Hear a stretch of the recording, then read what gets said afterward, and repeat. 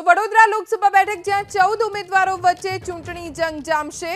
વડોદરા લોકસભા બેઠક જ્યાં ભાજપ અને કોંગ્રેસે પોતાના ઉમેદવારોને મેદાનમાં ઉતાર્યા છે અને એ સાથે અન્ય પક્ષોના કુલ 14 ઉમેદવારો ચૂંટણી મેદાનમાં છે। 11 ઉમેદવારો એવા છે કે જે અપક્ષ ચૂંટણી લડવાના છે। વડોદરા લોકસભા બેઠક ઉપર 11 અપક્ષ ઉમેદવારો પણ ચૂંટણી મેદાનમાં છે। આજે તમામ 26 લોકસભા બેઠક ઉપર કેટલા ઉમેદવારો ચૂંટણી લડવાના છે અને કેટલાએ ફોર્મ પરત ખેંચ્યું છે તેનું ચિત્ર સ્પષ્ટ થઈ ગયું છે।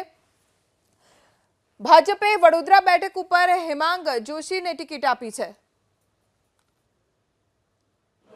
સ્ક્રુટિની સંપૂર્ણપણે કાયદેસર રીતે અને શાંત વાતાવરણમાં અને કોઈ મેજર વિવાદ વગર પૂર્ણ થયેલી હતી। પ્રતિકો ફાળવાઈ ગયા? પ્રતિકો હવે ફાળવા છે।